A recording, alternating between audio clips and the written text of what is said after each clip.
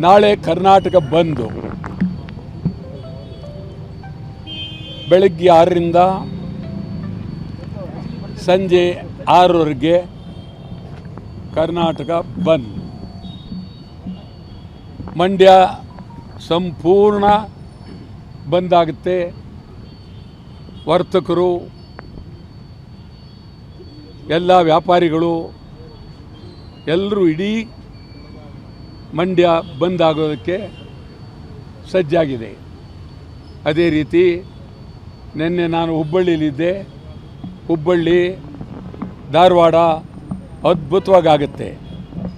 ಈ ಕಡೆ ರಾಯಚೂರು, ಕೊಪ್ಪಳ, ಬಳ್ಳಾರಿ ಅದ್ಭುತವಾಗುತ್ತೆ. ಸುಮಾರು 29ನೇ ತಾರೀಕು ಬೆಂಗಳೂರಿನಲ್ಲಿ ಕನ್ನಡ ಒಕ್ಕೂಟದ ನೀವು ಮಾತಾಡಿ ಕುಮಾರ್ ಕನ್ನಡ ಒಕ್ಕೂಟದ ಸಭೆ ಸೇರಿ ಸರ್ವಾನುಮತದಿಂದ ಕರ್ನಾಟಕ ಬಂದ್ ಮಾಡಬೇಕು ಅಂಥೇಳಿ ಎಲ್ಲರ ಮುಂದೆ ಎಲ್ಲರೂ ನಿಂತು ಬಂದ್ಗೆ ಬೆಂಬಲ ಬಂದ್ ಮಾಡಬೇಕು ಅಂಥೇಳಿ ಮಾಧ್ಯಮದವರಿಗೆ ಎಲ್ಲರೂ ನಿಂತು ಬಂದ್ ಮಾಡಬೇಕು ಅಂತ ಹೇಳಿದ್ದಾರೆ.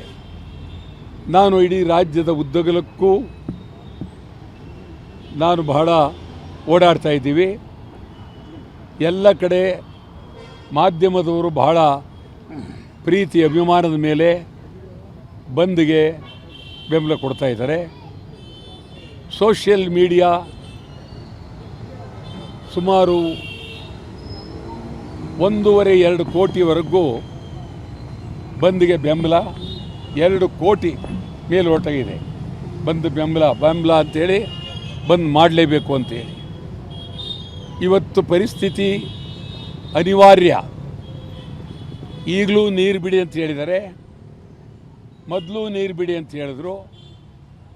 ನಮ್ಮ ಸರ್ಕಾರ ಇಲ್ಲ ಈಗೇನಿಲ್ಲ, ನಮಗೆ ತೊಂದರೆ ಇಲ್ಲ, ನೀರು ಹರಿದು ಹೋಗ್ತಾ ಇದೆ, ಯಾವುದೂ ತೊಂದರೆ ಇಲ್ಲ ಅಂತ ಇವರು ಹೇಳಿದ್ರು. ಅಂದಮೇಲೆ ಅವ್ರಿಗೆ ನ್ಯಾಯಮಂಡಳಿಗೂ ನಮ್ಮ ವಿತರಣಾ ಮಂಡಳಿಗೂ ಇನ್ನು ಮುಖ್ಯಮಂತ್ರಿನ ಹೇಳ್ತಾವ್ರೆ ನೀರಿದೆ ಅಂತೇಳಿ ತೀರ್ಮಾನ ತಗೊಂಡು ನೆನ್ನೆ ಸಿಕ್ಕಾಬಟ್ಟೆ ತಮಿಳುನಾಡಿಗೆ ನೀರು ಬಿಡಬೇಕು. ಈಗ್ಯಾಕೆ ನೀವು ನೀರಿದೆ ಅಂತ? ಎಲ್ಲಿದೆ ನೀರು?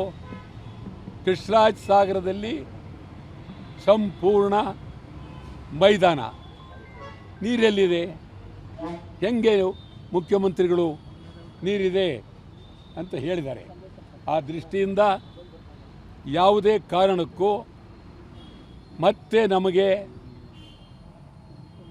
ಬರ ಸಿಡಿಲು ಬಡದಂತಾಗಿದೆ. ಕೆಟ್ಟ ನಿರ್ಧಾರವನ್ನು ವಿತರಣಾ ಸಮಿತಿಯವರು, ಪ್ರಾಧಿಕಾರದವರು ತೆಗೆದುಕೊಂಡಿದ್ದಾರೆ. ನಾಳೆ ಯಾವುದೇ ಕಾರಣಕ್ಕೂ ಯಾರ ಮಾತಿಗೂ ಬೆಲೆ ಕೊಡದೆ ಪ್ರಾಮಾಣಿಕವಾಗಿ ಬಂದ್ ಮಾಡಿ, ಈ ರಾಜ್ಯಕ್ಕಾಗಿ ಬಂದ್ ಮಾಡಿ. ಅದರಲ್ಲೂ ವಿದ್ಯಾರ್ಥಿಗಳು ಬಹಳ ಪ್ರಮುಖ. ಕಾಲೇಜಿನವ್ರುಗಳಿಗೆ, ಶಾಲೆಯವರುಗಳಿಗೆ ಎಲ್ಲರಿಗೂ ನಾನು ಭಾಳ ಕಳಕಳಿಯಿಂದ ಮನವಿ ಮಾಡ್ತೀನಿ, ರಜಾ ಕೊಡಿ. ಏನೇ ಗಲಾಟೆ ಆದರೂ ನಾವು ಜವಾಬ್ದಾರರಲ್ಲ, ರಜಾ ಕೊಡಿ ಅಂತೇಳಿ ಕಳಕಳಿಯಿಂದ ಮನವಿ ಮಾಡ್ತೀನಿ.